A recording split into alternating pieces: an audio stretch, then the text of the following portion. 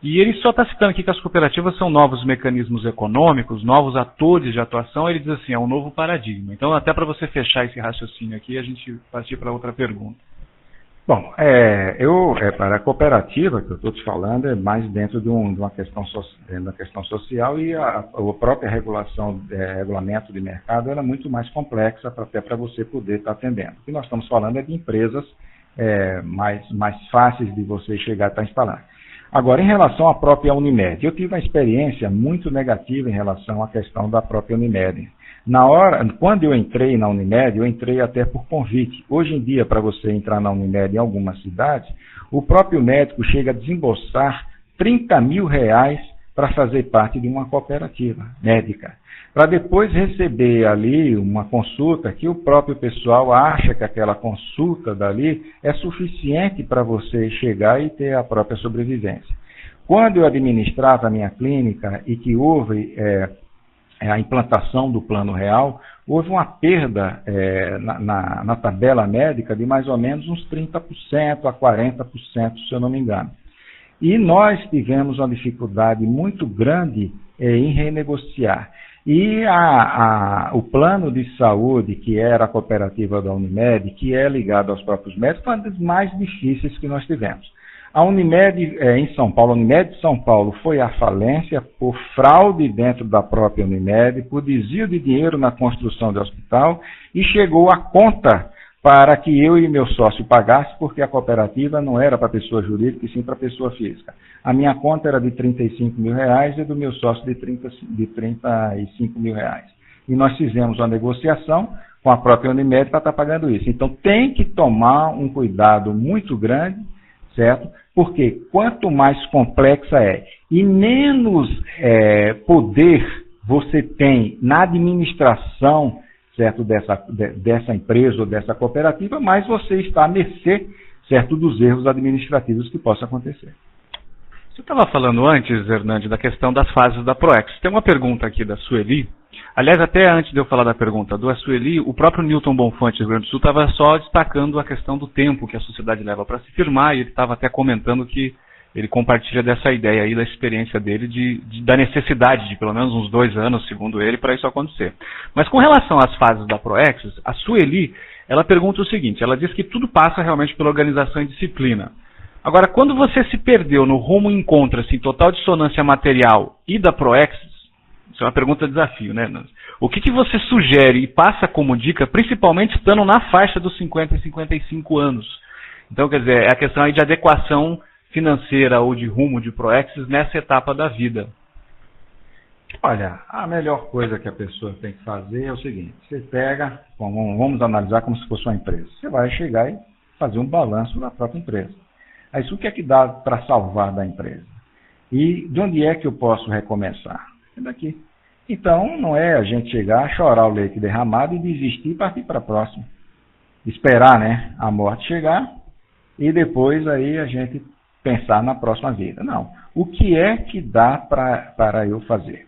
Se você quiser aí, pelo menos servir, pelo menos de um pequeno consolo, certo? Dentro dos meus desvios, analisando esse estudo que eu fiz da autonomia da Proex, eu tenho certeza absoluta que eu não vou ser um completista, certo? Dentro da minha capacidade, dentro daquilo que eu poderia fazer, mesmo com toda essa experiência, mesmo com todo esse meu esforço, certo? Se você tem mais estrutura, se você tem mais potencial e você não executa o seu potencial, não adianta você comparar o seu trabalho com o do outro. Mesmo que você tenha feito 10 vezes mais do que o outro, mas a Proex do outro é 10 vezes menos, ele é um completista e você não é.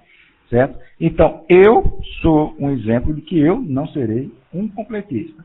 Isso não me faz desistir, isso não me desanima, isso só me faz querer me esforçar para eu ter mais lucidez precocemente e que meus trafores possam se manifestar cada vez mais cedo.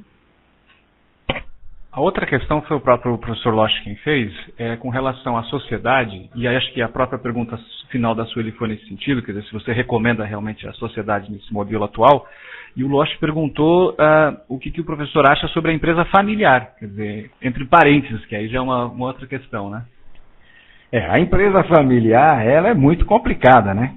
Não tem aquela regra de, olha, não leve problema da família para o emprego e não leve problema do trabalho para casa. Como é que você vai fazer isso se você já vive nos dois problemas? Então, agora, muitas vezes a empresa familiar é por insegurança. As pessoas não querem ter sociedade porque elas têm dificuldade de se abrir um pouco mais, de abrir o seu micro-universo, de fazer uma interação. Certo? Então, elas se fecham dentro da sociedade.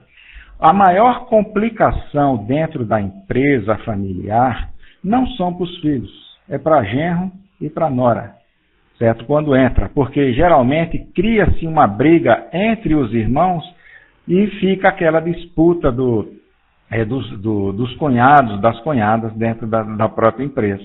Então, isso daí é uma complicação.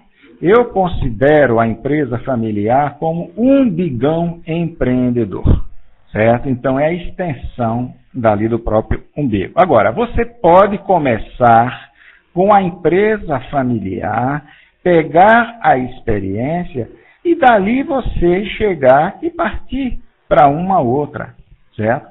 Ou se não, você fazer uma própria divisão ali da empresa. Mas é muito difícil você conduzir uma empresa familiar. Então, quando você vai abrir uma empresa, você vai buscar parceiros. Você procura parceiros pela competência, pela afinidade, pela ética ou pela consanguinidade, certo? Então, se você pudesse associar os quatro e isso daí fosse favorável, tudo bem. Mas é muito bom você sair de onde você está para que você possa interagir.